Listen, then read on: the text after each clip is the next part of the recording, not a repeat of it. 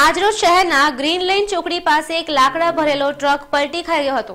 આ અકસ્માતમાં ઘવાયેલાઓના હોસ્પિટલે ખસેડાયા હતા।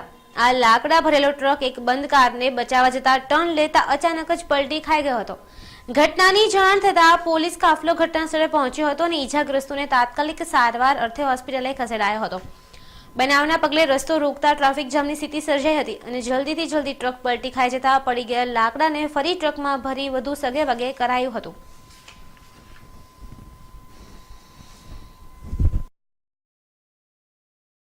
આમ એવું છે કે અકસ્માત એવી રીતે બન્યો છે કે આગળ જતી લાકડાની એક 407 ટ્રક હતી, 407 હતું અને એની પાછળ મોટી હેવી ટ્રક હતી અને એક આગળ ગાડી બંધ પડી હતી।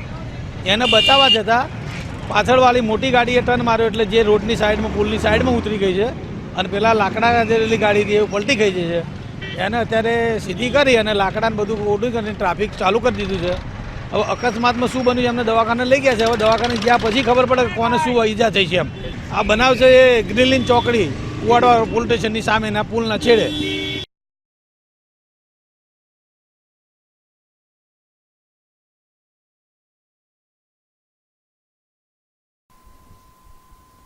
રાજકોટ શહેરમાં આજ રોજ ટાઉન પ્લાનિંગ શાખાએ ગેરકાયદેસર બાંધકામો પર બુલડોઝર ફેરવ્યું, જે અંતર્ગત ટાઉન પ્લાનિંગ શાખા પહેલા વોર્ડ નંબર 5 મોરબી રોડ પર ત્રાટકી હતી અને 5 થી 6 દિવસથી રિઝર્વેશન પ્લોટમાં થતા ગેરકાયદે બાંધકામનું ડિમોલિશન કર્યું હતું અને બાંધકામ તોડી પાડવામાં આવ્યું હતું।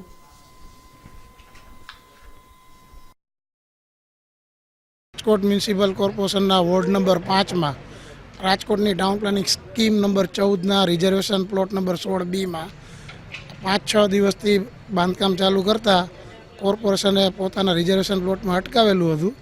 એમણે ગઈકાલે પોતે જેટલું સેન્ટરિંગ ને એ બધું હતું કાઢી લીધું। પછી ત્યારબાદ કમિશનર સાહેબ અને ટીપીઓ રૂપાણી સાહેબની સૂચનાથી બાકીનું બાંધકામ અત્યારના ટાઉન પ્લાનિંગ શાખા, વિજિલન્સ શાખા અને એસ્ટેટ શાખા દ્વારા દૂર કરે છે। કોર્પોરેશનના રિઝર્વેશન પ્લોટમાં હોય નોટિસ કે એ કાંઈ આપવાનું રહેતું નથી। રિઝર્વેશનની પ્લોટની જગ્યા છે, 2 મકાન બનાવતા હતા, આશરે 100 સ્ક્વેર મીટર બાંધકામના પ્લોટમાં આપણે ડિમોલિશન કર્યું છે।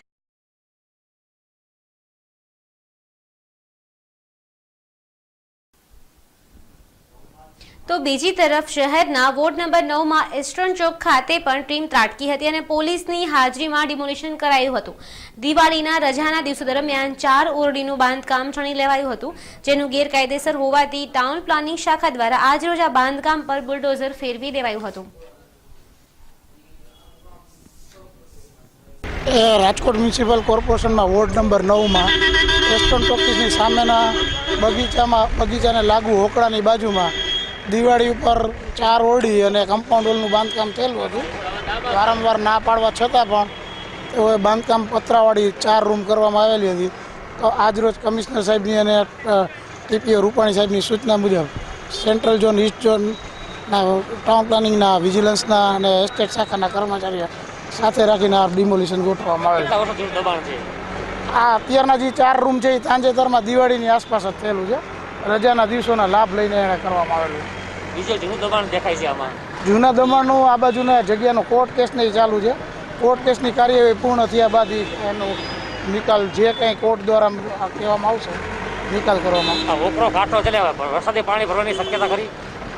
વોકડો જૂનવાણી બાંધકામ શાખા દ્વારા બાંધવામાં આવેલ છે। વરસાદી પાણીના માટેનો કોર્પોરેશન એપ્રોચ કરી રાખ્યો છે, છતાંય આવું દબાણ થાય તો ભવિષ્યમાં લેવલ ઊંચું કે વધારે વરસાદ આવે દબાણ તો પાણીની શક્યતા ખરી। ઘણી વખત વીજ બિલ માટે ગ્રાહકોમાં ઘણી બધી ફરિયાદો ઉઠતી હોય છે અને ગ્રાહકો ઘણી મૂંઝવણ પણ અનુભવતા હોય છે। ત્યારે પશ્ચિમ ગુજરાત વીજ કંપની દ્વારા વૈશાલીનગર વિસ્તારમાં જનજાગૃતિ અભિયાન અંતર્ગત વીજ બિલ માટે ગ્રાહકોને મૂંઝવતી બાબતો વિશે ગોષ્ઠી કરી માર્ગદર્શન આપવામાં આવ્યું હતું અને ગ્રાહકોની અનેક ફરિયાદોનો નિકાલ પણ કરાયો હતો। મહિલા કોલેજ સબ ડિવિઝન હેઠળ વૈશાલીનગર વિસ્તારમાં અભિયાનનો એક કાર્યક્રમ યોજવામાં આવ્યો છે, જેની અંદર ગ્રાહકોને વીજ બચત કઈ રીતે થાય અને વીજ અકસ્માત કઈ રીતે ઘટે, આ ઉપરાંત પીજીવીસીની જે અલગ અલગ પ્રકારની સ્કીમો છે, ઝૂંપડપટ્ટી સ્કીમ છે, એસસીએસપી સ્કીમ છે, આ માટેનું ખાસ માર્ગદર્શન ગ્રાહકોને જનસંપર્ક અભિયાન દરમિયાન ડોર ટુ ડોર આપવામાં આવ્યું છે અને એના માટે પીજીવીસીએલ એમડી શ્રી સંદીપકુમાર સાહેબનો જે ખાસ આદેશ છે એ આદેશ અન્વયે ગ્રાહકોના ઘર સુધી પહોંચીને ગ્રાહકોની સાથે ગોષ્ઠી કરીને એમને આ જ્ઞાન મળે એ જ અમારો આજનો હેતુ છે. અમારે લાઇટ બિલ વધારે આવે છે, મજૂરી એટલી બધી અને મજૂરી વધારે આવે છે. અમે ગરીબ માણસ કેની ઉપર પૈસા ભરીએ કે અમને લાઇટમાં થોડી કરી દો કે થોડો બિલ આવે અમારે એવું જ કરવું. અમારો પ્રશ્ન એ છે કે આ બિલ ઓછું આવવું જોઈએ. અમારે બીજી કઈ કમાણી છે નહીં, કઈ આવક છે નહીં, એટલે આમાં બિલ વધારે આવે તો અમે ક્યાંથી ભરી શકીએ?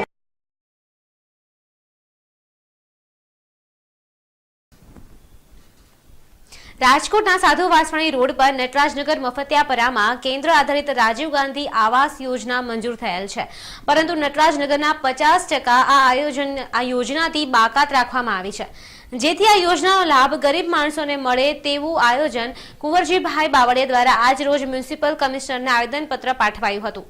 તદુપરાંત 65 વ્યક્તિને ત્યાં મકાન ડિમોલિશન થતું હોવાથી તેમને પણ નોટિસ ફાળવવામાં આવી ન હતી, જેથી ઘટતું કરવા પણ વિનંતી કરાઈ હતી અને મ્યુનિસિપલ કમિશનર સાચો ન્યાય આપે અને નટરાજનગર તેમજ મફતિયાપરા રાજીવ ગાંધી આવાસ યોજના ખાતે યોગ્ય તપાસ કરી ક્વાર્ટર ફાળવવા આવેદન પાઠવવામાં આવ્યું હતું.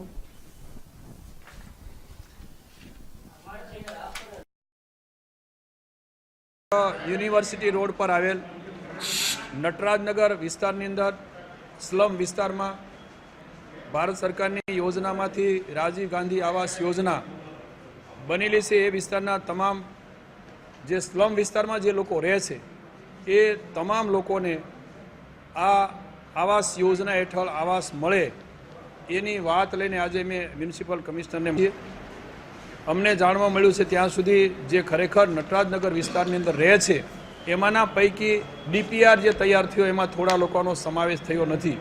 ખરેખર જે આ યોજના સ્લમલેસ યોજના બનેલી છે એની અંદર એ તમામનો નટરાજનગરમાં રહીશો કે જે આવાસ ઝૂંપડા બાંધીને રહે છે તમામનો એમાં સમાવેશ થવા માટેની એમની આજની અમારી રજૂઆત છે. ખાસ કરીને એ વિસ્તારની અંદર એટલે કે નટરાજનગરની અંદર જે છે એનો પૂરો સમાવેશ નથી થયો. એ સિવાયના બાકીના પડોશીમાં જે બાજુમાં છે એના નામોનો સમાવેશ કરી અને થોડાક લોકોને છોડી દીધા છે. એનો પૂરો સમાવેશ થાય એવી આજની અમારી આ મ્યુનિસિપલ કમિશનર પાસે રજૂઆતને માંગણી છે. આંબેડકર વિસ્તારની અંદર વોર્ડ નંબર 21માં લગભગ 2 વર્ષથી ત્યાં અમે